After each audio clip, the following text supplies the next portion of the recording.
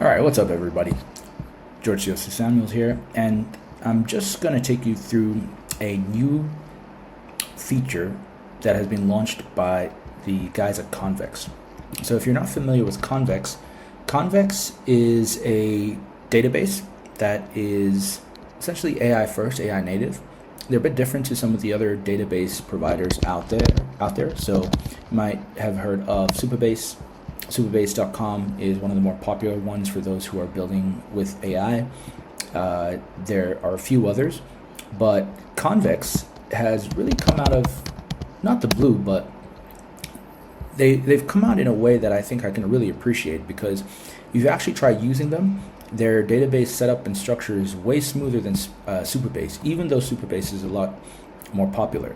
And so I've seen them just go from strength to strength, and they've recently released their own AI agent. And so their agent is called Chef. So Chef is kind of similar to Lovable.dev, Bolt.new, V0, but they're doing things their own way, and they are weaving in or incorporating their own database, of course. So you can see how this would obviously be really useful for database related issues. And so here you can see at Convex, we built an AI agent, Chef, that can build a collaborative text editor like Notion or a complex chat app like Slack with full text search and a single prompt. How is this possible? Better AI models? No. Claude 4 is great, but not good enough to do that on its own. We don't have some secret sauce in our agent.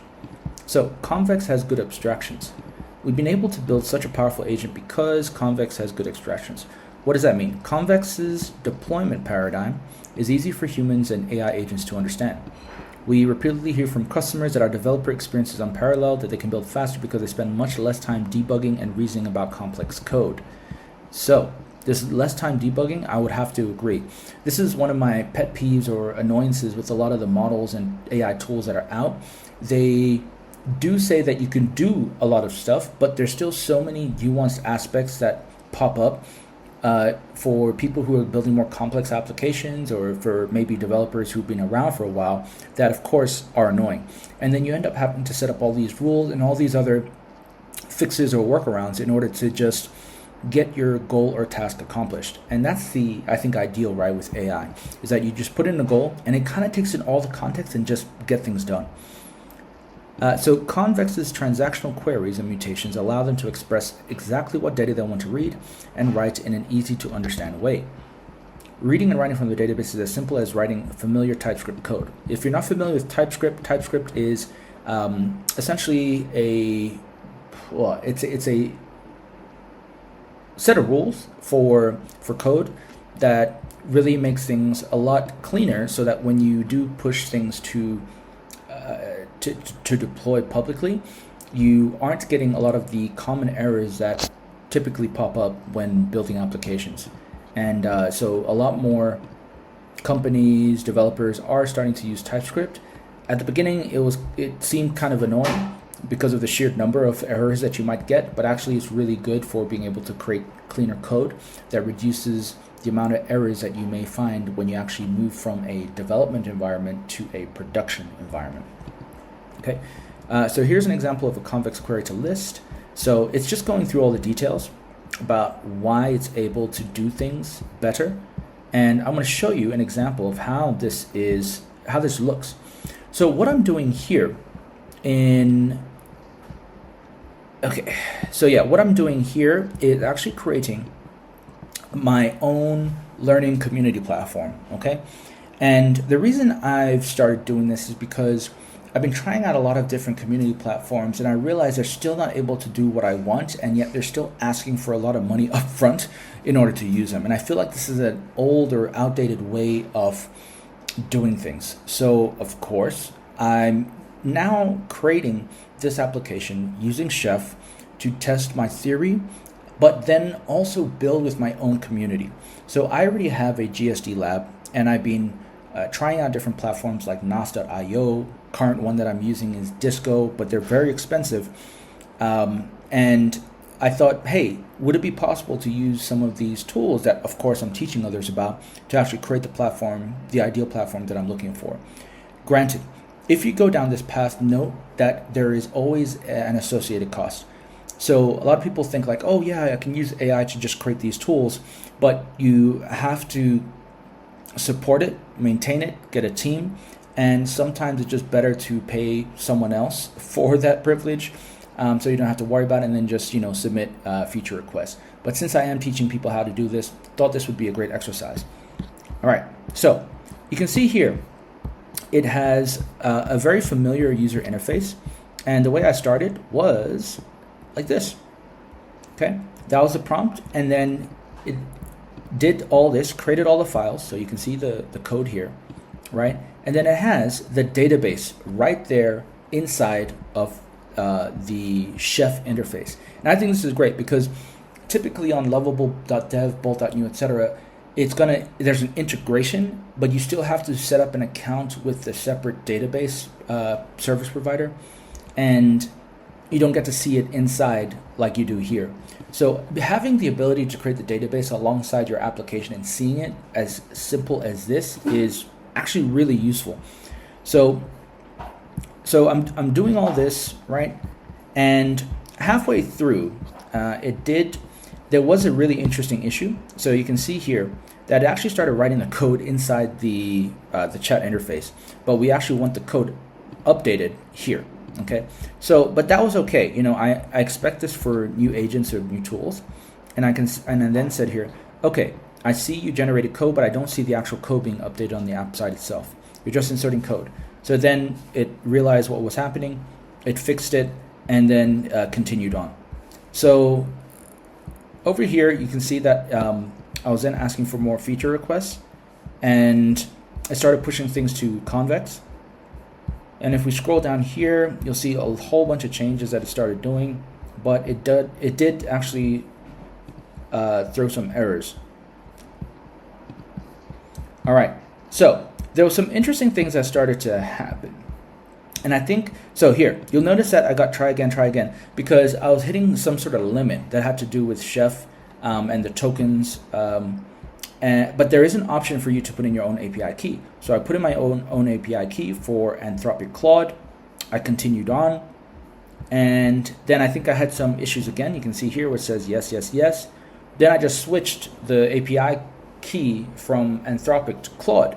From Anthropic to ChatGPT. And then it started working. Now, I think what's really wild about this is that if I was to try and do this in some of the other tools like Bolt, Lovable, etc., first of all, you might not actually be able to do it this easily. But it seemed to be able to cleverly continue on with different API keys as I kept going. So, and I really like how clean it is. See with the error messages, you don't get these big, ugly error messages. You just get an X, essentially, to see if there's on a particular task, if there's an issue, right? So when I'm building, I don't necessarily want to see that, but it's going to continue to fix it, right? And this is the results of what we're working on.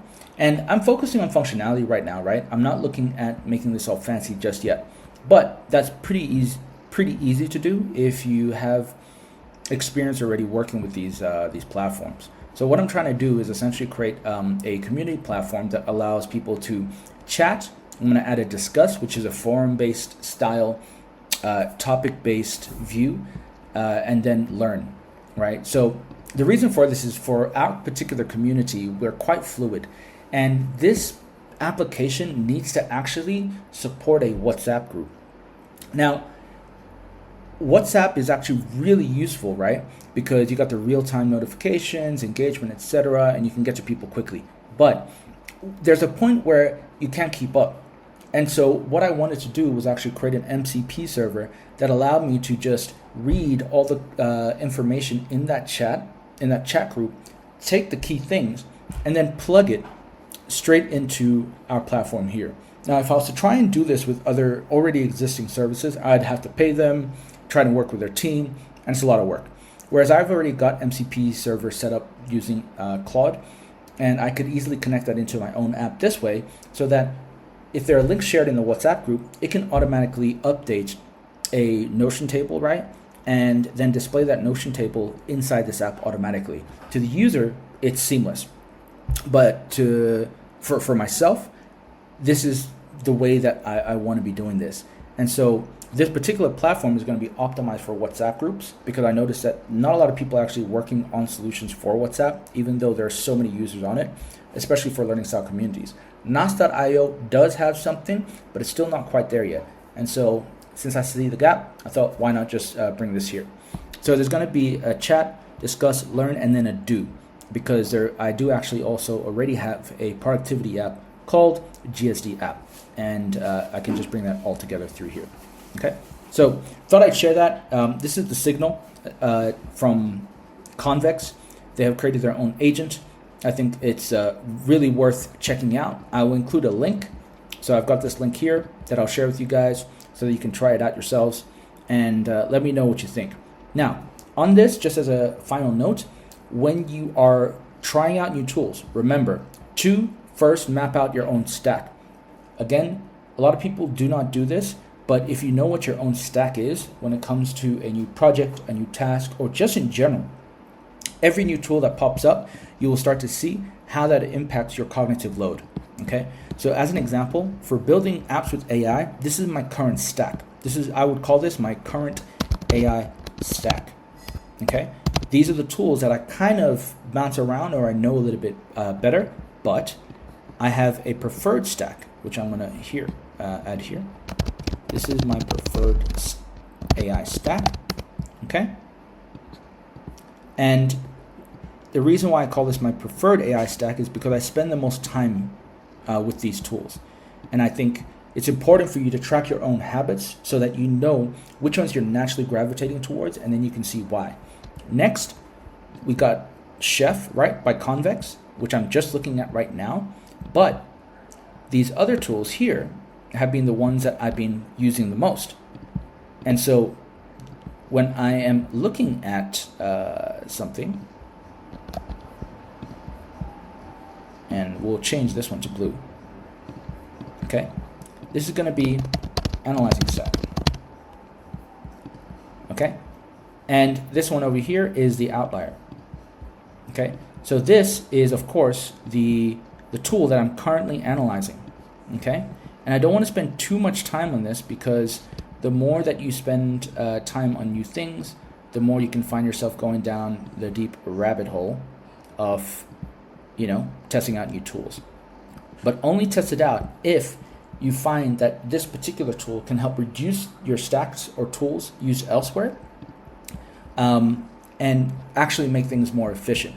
Because if you find that this, say for example, Chef, does a better job than all the others, then you can essentially bring it in, right?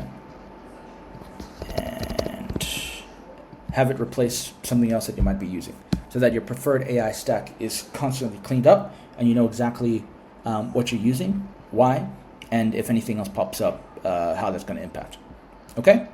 If you'd like more information, or if you even would like a checklist or a way to map out your stack together, just hit reply, let me know, and I'll send you something for you to help yourself out with this.